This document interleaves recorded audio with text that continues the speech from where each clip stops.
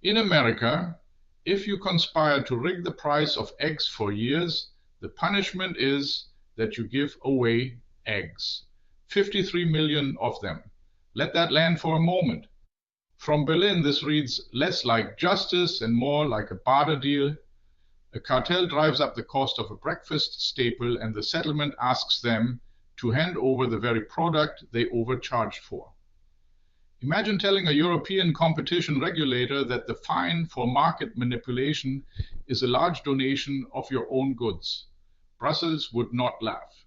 Brussels would ask why anyone bothered. But here is the American context, and it matters.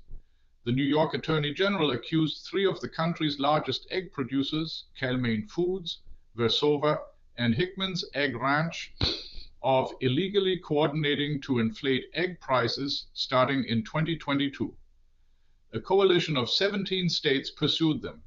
The Attorney General called it irresponsible, said these companies conspired against hard-working New Yorkers to enrich themselves, and insisted price fixing will not be tolerated anywhere in the country. Strong words. Now the settlement. 53 million eggs donated to food banks, and a payment of $3.3 million, just under 3 million euros, split among the affected states. Stop on that number, $3.3 million, divided among 17 states. For a scheme that allegedly ran for years across a market worth billions. In European terms, that is not a deterrent, that is a rounding error, the cost of doing business, filed under marketing. Why so gentle? Because in America the egg is political. The price of eggs became the single most repeated symbol of inflation, of the rising cost of living, of the sense that ordinary life had quietly gotten more expensive. Politicians campaigned on it. Voters felt it every morning. So when 3 producers allegedly gamed that exact number, the state needed a headline that felt like it was fighting for the little guy.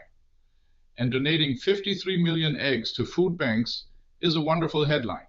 It photographs, well, it sounds generous. Families in need get protein, the producers get a redemption story, and the Attorney General gets to say she took on the cartel. But notice what nobody in that arrangement has to say. There is no admission that reads like a real reckoning.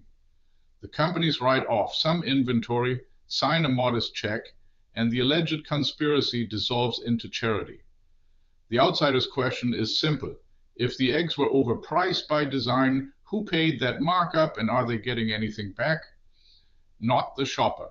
The shopper subsidized the profits and now watches the surplus go to a food bank as good publicity. What Americans treat as a satisfying resolution, Europe would treat as an opening question. Where is the fine that actually hurts? Where is the number large enough that the next cartel does the math and decides it is not worth it?